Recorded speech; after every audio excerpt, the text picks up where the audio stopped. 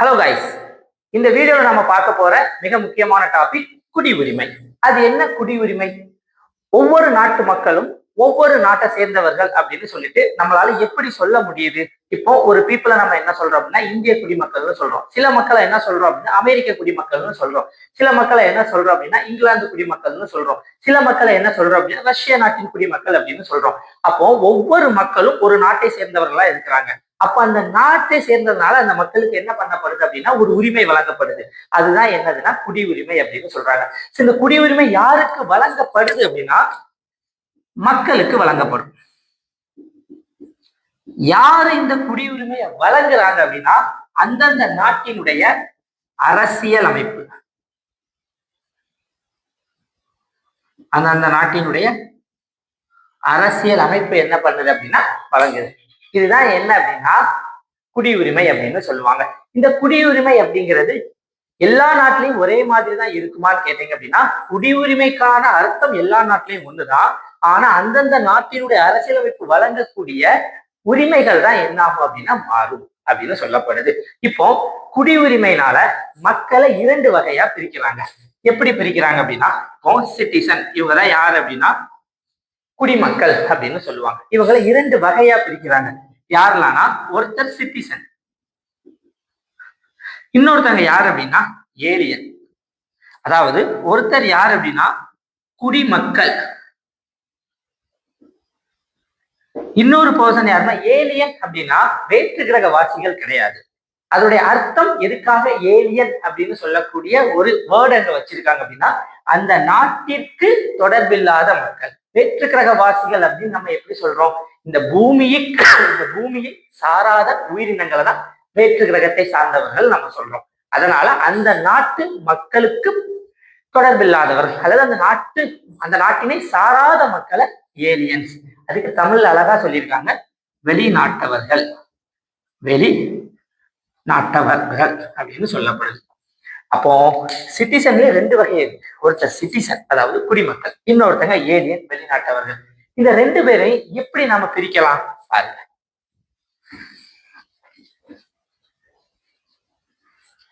இப்போ குடிமக்களா இருந்தாங்க அப்படின்னா குடிமக்கள் சிட்டிசனா இருந்தாங்க அப்படின்னா அந்த நாட்டுல இருக்கக்கூடிய அனைத்து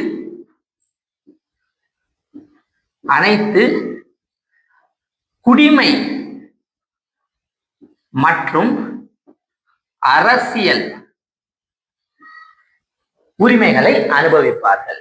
இப்போ இந்திய நாட்டு மக்கள் அப்படின்னா இந்திய அரசியலமைப்பு வழங்கியுள்ள அனைத்து வகையான குடிமை மற்றும் அரசியல் உரிமைகள், அதாவது சிவில் அண்ட் பொலிட்டிக்கல் ரைட்ஸ், இத எந்த மக்களுக்கு முழுமையா கிடைக்குதோ, முழுமையா அவங்க அனுபவிக்கிறாங்களோ அவங்க யாரு அப்படின்னா குடிமக்கள். அப்ப இதுல இருந்து ஏலியன்ஸ்னா யாரு? எல்லா ரைட்ஸும் அவங்களுக்கு கிடையாது, சில ரைட்ஸ் மட்டும்தான் இருக்கு. அந்த சில ரைட்ஸ் அப்படிங்கிறது ஒவ்வொரு நாட்டினுடைய அரசியலமைப்பும் சில முக்கியமான உரிமைகளை சிட்டிசன்ஸுக்கும் கொடுத்திருப்பாங்க, ஏலியன்ஸ் அதாவது வெளிநாட்டினவர்களுக்கும் கொடுத்திருப்பாங்க. அப்ப இதுல இருந்து சிட்டிசன் அப்படின்னு சொல்லக்கூடிய குடிமக்கள்னா யாரு, ஏலியன் அப்படின்னு சொல்லக்கூடிய வெளிநாட்டவர்னா யாரு அப்படிங்கிறது புரிஞ்சுச்சா உங்களுக்கு? சரி, இப்போ நம்ம இந்திய அரசியலமைப்பை எடுத்துக்கிட்டோம் அப்படின்னா குடிமக்களுக்குன்னு என்னென்ன உரிமைகள் இருக்கு அப்படிங்கிறது நமக்கு ரொம்ப இம்பார்ட்டன்ட். இது அடிக்கடி கொஸ்டின்ஸ்ல கேட்டுட்டு இருக்காங்க. அதாவது குடிமக்கள் அப்படின்னா அவங்களுக்கு என்னென்ன உரிமைகள் இருக்கு, அந்த உரிமைகள் வெளிநாட்டவருக்கு கிடையாது அப்படின்னு பாத்தீங்கன்னா முதல்ல ஆர்டிக்கிள் வச்சு பார்ப்போம். ஆர்டிக்கிள் 15 இது என்ன சொல்லுது? பாகுபாடு இல்லை அப்படின்னு சொல்லுது. நான் ஷார்ட்டா சொல்லித்தானேன். அதாவது நோ டிஸ்கிரிமினேஷன், ஜாதி, மதம், மொழி, இனத்தின் அடிப்படையில் மக்களை பாகுபடுத்தக்கூடாது. அடுத்து ஆர்டிகிள் 16 ஈக்குவல் ரெப்ரசன்டேஷன் அல்லது ஈக்குவல் ஆப்பர்ச்சுனிட்டி, சமமான பிரதிநிதித்துவம். எங்க? அரசு வேலைகள்ல, கவர்மெண்ட் ஜாப்ல சமமான பிரதிநிதித்துவம் கொடுத்தல் வேண்டும்.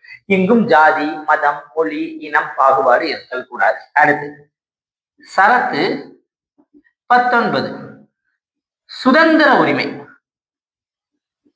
மக்களுக்கு இருக்கக்கூடிய சுதந்திரம் பத்தி பேசுவதற்கான சுதந்திரம், கூடுவதற்கான சுதந்திரம், ஒரு சங்கம் தொடங்குவதற்கான சுதந்திரம், எங்கும் செல்வதற்கான சுதந்திரம், தொழில் தொடங்குவதற்கான சுதந்திரம், ஒரு இடத்தில் தங்குவதற்கான சுதந்திரம், இந்த சுதந்திரம் அவ்வளவு உள்ளடக்கப்பட்டது. அடுத்து ஆர்டிகிள் 29 and 30. இது கல்ச்சரல், கலாச்சாரம் மற்றும் எஜுகேஷனல், அதாவது கல்வி உரிமைகளை பத்தி சொல்லுது. சோ பாத்துக்கிட்டீங்க அப்படின்னா இந்த 4 முக்கியமான ரைட்ஸ் யாருக்கு மட்டும்தான் இருக்கு அப்படின்னா சிட்டிசன்ஸுக்கு மட்டும்தான் இருக்கு. யாருக்கு கிடையாது அப்படின்னா வெளிநாட்டவருக்கு கிடையாது. பாகுபாடு கிடையாது, பாகுபாடுபடுத்தக்கூடாது. சமமான வாய்ப்பை எங்க கொடுக்கணும்? அரசு வேலைகள்ல கொடுக்கணும். ஆர்டிகிள் 19 சுதந்திர உரிமைகள் பத்தி சொல்லுது. ஆர்டிகிள் 29, 30 கலாச்சாரம் மற்றும் கல்வி உரிமைகள் பத்தி சொல்லுது. இது போக வேற என்னென்ன விஷயங்கள் மட்டும் நம்மளுடைய மக்களுக்கு மட்டும் இருக்கு, இந்திய நாட்டு மக்களுக்கு மட்டும் இருக்கு அப்படின்னு பாத்துக்கிட்டீங்கன்னா ஓட்டுரிமை. ஓட்டு உரிமை இந்திய சிட்டிசனா இருந்தா மட்டும்தான் ஓட்டு போட முடியும். இந்திய சிட்டிசனா இருந்து 18 வயது உங்களுக்கு பூர்த்தி பண்ணப்பட்டுச்சு அப்படின்னா உங்களால என்ன பண்ண முடியும்? ஓட்டு போட முடியும். அடுத்து தேர்தல். தேர்தல்ல என்ன உரிமை? மிக முக்கியமான உரிமை. தேர்தல்ல ஓட்டு போடுறது மட்டும் இல்ல, தேர்தல்ல நிற்பதற்கான உரிமையும் யாருக்கு தான் இருக்கு அப்படின்னா இந்திய குடிமக்களுக்கு மட்டும்தான் இருக்கு. தேர்தல்ல நின்று அவங்களால குடியரசுத் தலைவர் ஆக முடியும்,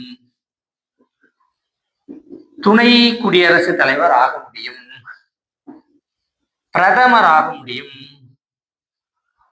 முதல்வர் ஆக முடியும், மாநில முதல்வர் ஆக முடியும். வெளிநாட்டவருக்கு இந்த உரிமை கிடையாது. அடுத்து மிக முக்கியமான கான்ஸ்டிடியூஷனல் போஸ்ட், அதாவது அரசியல் அமைப்பு வழங்கி இருக்கக்கூடிய மிக முக்கியமான உயர்ந்த பதவிகளும் இந்திய குடிமக்களுக்கு மட்டும்தான் இருக்கு. அது என்னலாம் அப்படின்னா ஆளுநர். மாநில ஆளுநர்களாக யாருதான் தேர்வு செய்யப்பட முடியும்? இந்திய குடிமக்கள் தான் தேர்வு செய்யப்பட முடியும். நீதிபதிகள், உயர் நீதிமன்ற மற்றும் உச்ச நீதிமன்ற நீதிபதிகளாக யாருதான் தேர்வு செய்யப்பட முடியும்? இந்தியாவினுடைய மக்கள் மட்டும்தான் தேர்வு செய்யப்பட முடியும். தேர்தல் ஆணையர், தலைமை தேர்தல் ஆணையர் மற்றும் மற்ற தேர்தல் ஆணையர்களாகவும் யாராதான் இருக்க முடியும்? இந்திய குடிமக்கள் மட்டும்தான் இருக்க முடியும். அப்போ நம்ம 4 அடிப்படை உரிமைகள் இந்திய மக்களுக்கு இருக்கிறத பத்தி பார்த்தோம். 15 ஆர்டிகிள் 15 பாகுபாடு பார்க்கக்கூடாது. ஆர்டிகிள் 16 சமமான வாய்ப்புகளை அரசு பணிகளில் வழங்குதல் வேண்டும். ஆர்டிகிள் 19 சுதந்திர உரிமைகள் பத்தி சொல்லுது. ஆர்டிகிள் 29, 30 கலாச்சாரம் மற்றும் கல்வி உரிமைகளை பத்தி சொல்லுது. அதே மாதிரி இது போக ஓட்டுரிமை 18 வயது இந்திய குடிமகனுக்கு பூர்த்தி ஆயிட்டு அப்படின்னா அவங்க ஓட்டு போடலாம். இந்திய குடிமக்கள் தான் தேர்தலில் நின்று குடியரசுத் தலைவராக, துணை குடியரசுத் தலைவராக, பிரதமராக, முதல்வராக. பிரதமர் முதல்வர் ஆகணும் அப்படின்னா அந்தந்த பாராளுமன்ற உறுப்பினராக தகுதியும் இந்திய குடிமக்களுக்கு தான் இருக்கு. சட்டமன்ற உறுப்பினராகக்கூடிய தகுதியும் யாருக்கு தான் இருக்கு? இந்திய குடிமக்களுக்கு தான் இருக்கு. ஓகேவா? அடுத்து ஆளுநர். மிக முக்கியமான அரசியலமைப்பு அதிகாரத்தையும் யாரால தான் ஹோல்ட் பண்ண முடியும் அப்படின்னா இந்திய குடிமக்களால தான் முடியும். ஆளுநர்கள், நீதிபதிகள், தேர்தல் ஆணையம், இது எல்லாமே யாருதான்? இந்திய குடிமக்கள் தான். வேற யாருக்கும் கிடையாது, வெளிநாட்டவருக்கு கிடையாது. சரி, நம்ம இந்த வெளிநாட்டவர் பேசணும் தெரியுமா? அவங்கள 2 வகைகள் இருக்கான். ஏன் அப்படி பிரிச்சிருக்காங்க? ஏலியன்ஸ் அப்படின்னு சொன்ன வெளிநாட்டவர்களை 2 வகையாக பிரிச்சிருக்காங்க. அது எப்படி பிரிப்பாங்க பாத்துக்கிட்டீங்க அப்படின்னா friendly alien and enemy alien. ஏலியன்லேயே வெளிநாட்டவர்களே நட்பு நாட்டை சேர்ந்த வெளிநாட்டவர்கள், பகை நாட்டை சேர்ந்த வெளிநாட்டவர்கள், அப்படி பிரிச்சிருக்காங்களாம். அப்படின்னா என்னதுன்னா இந்திய நாடு எந்த நாட்டோடு சுமூகமான உறவை மேற்கொள்கிறதோ அந்த நாடு நமக்கு நட்பு ரீதியான நாடு. எடுத்துக்காட்டு தெளிவா சொல்லலாம், ரஷ்யா. இந்திய நாடு எந்த நாட்டோடு வார் அல்லது எல்லை பிரச்சனைகள் அல்லது தகராறுகளை மேற்கொண்டுள்ளது அது நமக்கு பகை நாடு. தெளிவா சொல்லலாம், பாகிஸ்தான். சிட்டிசன்ல 2 பிரிவு இருந்துச்சு, சிட்டிசன், ஏலியன். இப்ப ஏலியனை 2ஆ பிரிச்சு friendly alien and enemy alien அப்படின்னு சொல்லியிருக்காங்க. புரிஞ்சா?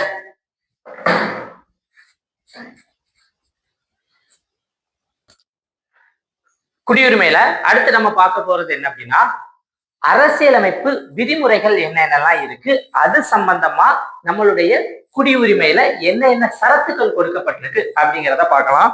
பொதுவா குடியுரிமையை எடுத்துக்கிட்டீங்க அப்படின்னா, பகுதி 2ல வருது. ரொம்ப முக்கியம். பகுதி 1 நம்ம என்ன பார்த்தோம்? ஒன்றியமும் அதன் பகுதிகளும் பார்த்தோம். பகுதி 2 என்ன? குடியுரிமை. அங்க நம்ம என்ன ஆர்டிகிள் பார்த்தோம்? சரத்து 1, 2, 3, 4. இங்க 5லிருந்து தொடங்குகிறது. 5லிருந்து தொடங்கி 11ல் முடிகிறது. அப்போ குடியுரிமை, இந்திய மக்களுக்கான குடியுரிமை பற்றிய அனைத்து அரசியலமைப்பு விவரங்களும் 5, 6, 7, 8, 9, 10, 11 மொத்தம் 7 உறுப்புகளுக்குள் அடங்குகிறது. அது என்ன அப்படிங்கிறத நாம 1 by 1 பார்க்கலாம். ஃபர்ஸ்ட், இந்த சரத்துக்கள் 7 சரத்துக்கள் இருந்தாலும் 2 விஷயத்தை நம்மளுடைய அரசியலமைப்பு சொல்லுது. என்ன அப்படின்னா, இந்த 7 சரத்துக்களும் நிலையானது அல்ல. நிலையானது அல்ல, அதாவது பெர்மனன்ட் கிடையாது. இன்னொன்னு, விரிவாக இல்லை. அதாவது நிலையாகவும் இல்லை, விரிவாகவும் இல்லை. அப்படின்னா பெர்மனன்ட், நெய்தர் பெர்மனன்ட் நார் எலாபரேட். ஜஸ்ட் ஒரு என்ன விஷயம் அப்படிங்கிறத மட்டும் சொல்லியிருக்காங்க. இந்த சரத்துக்கள் என்ன சொல்லுது அப்படின்னா, ஜனவரி 26, 1950 நம்மளுடைய அரசியலமைப்பு நடைமுறைக்கு வரும்போது யாரெல்லாம் இந்திய குடிமக்களாக இருந்தார்கள் அப்படிங்கிறத பத்தி தெளிவாக சொல்லுது. சோ அதன் அடிப்படையில அந்த ஜனவரி 26, 1950 போது அரசியலமைப்பு நடைமுறைக்கு வரும்போது இந்திய குடிமக்கள் எவ்வாறு, அதாவது குடிமக்கள் எவ்வாறு இந்திய குடியுரிமையை பெற்றார்கள் என்பதை நம்ம பார்க்கலாம்.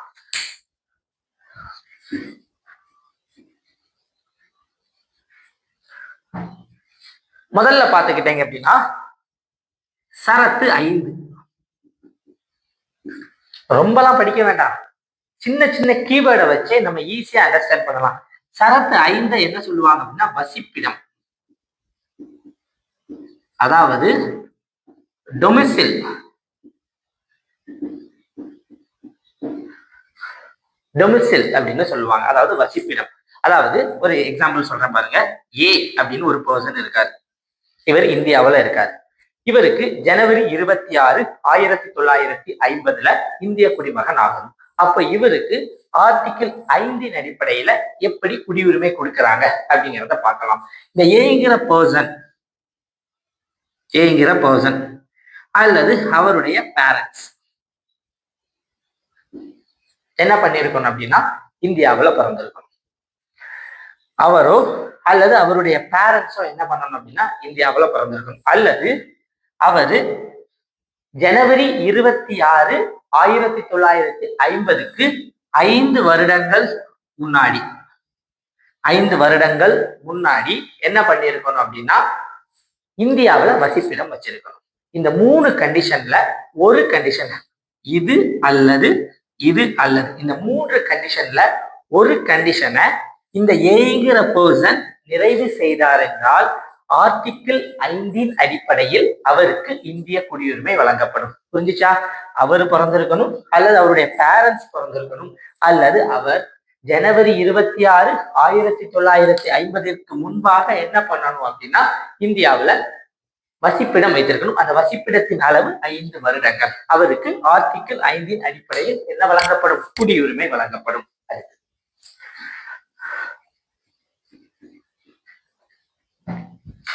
அடுத்த சரத்து ஆர்டிகிள் 6. இது என்ன சொல்லுது அப்படின்னா, migrated from Pakistan to India. அதாவது இந்தியா 1947 ஆகஸ்ட் 15 பார்த்துக்கிட்டீங்க அப்படின்னா நமது பாரதம் 2 நாடுகளாக பிரிகிறது. ஒன்று நம்மளுடைய இந்தியா, மற்றொன்று பாகிஸ்தான். பிரிக்கப்படும் போது என்ன சொல்ல மக்களுக்கு என்ன பண்றாங்க அப்படின்னா ஒரு விதமான தேர்வு முறையை கொடுக்குறாங்க. அதாவது மக்கள் இந்தியாவில் இருக்க விரும்பினா இந்தியாவில் இருக்கலாம், பாகிஸ்தானுக்கு போற மக்கள் பாகிஸ்தானுக்கு போகலாம். ஸோ இங்க என்ன சொல்றாங்கன்னா ஒரு டேட் வச்சிருக்காங்க. என்ன டேட் அப்படின்னா ஜூலை 17, 1948. இந்த ஜூலை 17, 1948க்கு முன்னாடி யாரெல்லாம் பாகிஸ்தான்ல இருந்து இந்தியாவுக்கு வந்தாங்களோ, அதாவது ஆகஸ்ட் 15, 1947க்கு அப்புறவு பாகிஸ்தான்ல இருந்திருப்பாங்க. ஆனா ஜூலை 17, 1948 பிஃபோர் முன்னாடி இந்தியாவுக்கு வந்துட்டாங்கன்னா அவங்களுக்கு வந்துட்டாங்க அப்படின்னா அவங்க 2 கண்டிஷன்ல ஒரு கண்டிஷனை ஃபுல்ஃபில் பண்ணலாம். அவங்க ஒண்ணு யாரா இருக்கணும் அப்படின்னா அவங்க அந்த ஏங்கிற பர்சனை வச்சு சொல்லி தர பாருங்க. ஏங்கிற பர்சன் இந்தியாவில் பிறந்திருக்கணும், அல்லது அவருடைய பேரண்ட்ஸ் இந்தியாவில் பிறந்திருக்கணும். அந்த பர்சனோ அல்லது அவருடைய பெற்றோரோ இந்தியாவில் பிறந்திருக்கணும். ஆனா அவங்க ஜூலை 17, 1948க்கு முன்னாடி என்ன பண்ணிருக்கணும் அப்படின்னா பாகிஸ்தான்ல இருந்து இந்தியாவுக்கு வந்திருக்கணும். அப்படி வந்திருந்தாங்கன்னா அவங்களுக்கு ஒரு ரெசிடென்ட், ஆர்டினரி ரெசிடென்ட், அதாவது சாதாரணமா ஒரு வசிப்பிடம் இந்தியாவில் இருந்தா போதும் அவர்கள் ஆர்டிகிள் 6 மூலமாக குடியுரிமை பெறுவார்கள். பார்த்துக்கோங்க, ஆர்டிகிள் 6 என்ன சொல்லுது? ஏங்கிற ஒரு பர்சன் அவர் இந்தியாவில் பிறந்திருக்கணும் அல்லது அவருடைய பெற்றோர் இந்தியாவில் பிறந்திருக்கணும். புரிஞ்சா? அவங்க இப்ப என்ன பண்றாங்க? 1947 ஆகஸ்ட் 15க்கு பாகிஸ்தான் போயிட்டாங்க. ஆனா ஜூலை 17, 1948க்கு முன்னாடி திருப்பி இந்தியாவுக்கு வராங்க. அப்போ அவங்க இந்தியாவுக்கு வந்ததுக்கு பிறகு சாதாரண ஒரு வசிப்பிடம் வச்சிருந்தா போதும் அவருக்கு என்ன உண்டு? இந்திய குடியுரிமை உண்டு. ஓகே, இப்போ ஒரு பர்சன், இது ஃபர்ஸ்ட் கண்டிஷன். ஓகே, இப்போ செகண்ட் கண்டிஷன் என்ன சொல்லுது அப்படின்னா ஒரு பர்சன் இந்தியாவில் பிறந்திருக்காரு, ஏங்கிற பர்சன், அல்லது அவருடைய பேரண்ட்ஸ் இந்தியாவில் பிறந்திருக்காரு. ஆனா அவரு ஜூலை 17, 1948க்கு அப்புறவுதான் பாகிஸ்தான்ல இருந்து இந்தியாவுக்கு வராரு. அவர் எப்படி இந்திய குடியுரிமை வாங்குவார் அப்படின்னா அவரும் என்ன பண்றாரு அப்படின்னா ஒரு ரெசிடென்ட் இந்தியாவில் வச்சிருக்கணும். ஆனா இவருக்கு ஒரு கண்டிஷன் இருக்கு. என்னதுன்னா, நான் ஜூலை 17, 1948 வந்ததுக்கு பிறகு இவர் சிட்டிசன்ஷிப்புக்கு என்ன பண்ணுவார் அப்படின்னா அப்ளை பண்ணுவாரா இல்லையா? அப்படி அப்ளை பண்ணும்போது 6 மாசம் அதுக்கு முன்னாடி என்ன பண்ணணும் அப்படின்னா இந்தியாவில் ஒரு வசிப்பிடம் வச்சிருக்கணும். அதாவது இப்ப சிட்டிசன்ஷிப்புக்கு ஒருத்தர் அப்ளை பண்ண போறாரு அப்படின்னா அவர் குறைந்தது 6 மாதம் இந்தியாவில் இருந்து அப்ளை பண்ணா மட்டும்தான் அவருக்கு என்ன கிடைக்கும் அப்படின்னா ஆர்டிகிள் 6 மூலமாக சிட்டிசன்ஷிப் கிடைக்கும். இது புரிஞ்சுச்சா உங்களுக்கு? ஓகே, அடுத்து பாருங்க. ஆர்டிகிள் 7 இது என்ன சொல்லுது அப்படின்னா migrated to Pakistan but later returned to India. என்னதுன்னு பாருங்க.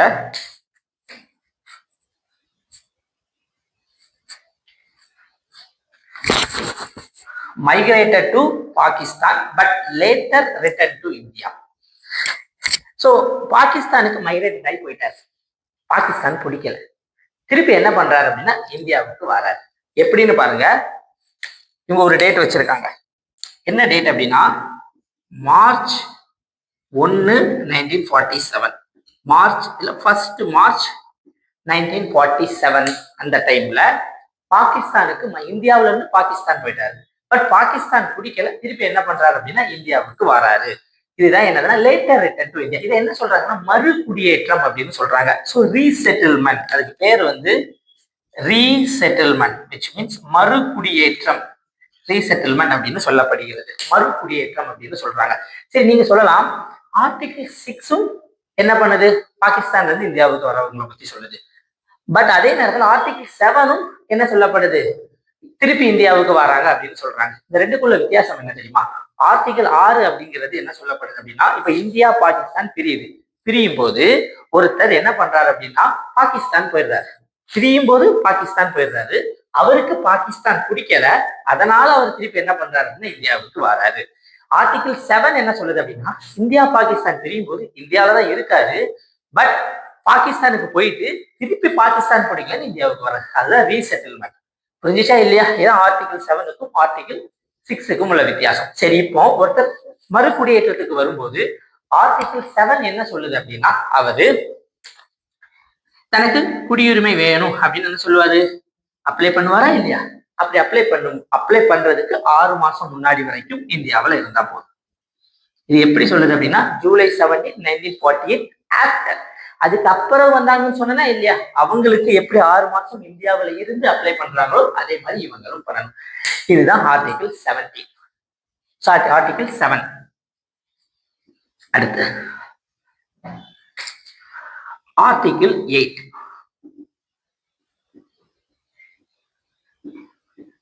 ஓவர்சீஸ் சிட்டிசன்ஷிப், அதாவது வெளிநாட்டு வாழ் குடிமக்களுக்கான குடியுரிமைகள் பத்தி சொல்லுது. அது என்னதுன்னு பாருங்க.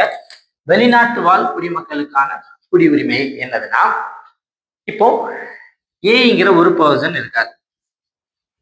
அந்த பர்சன் அல்லது அவருடைய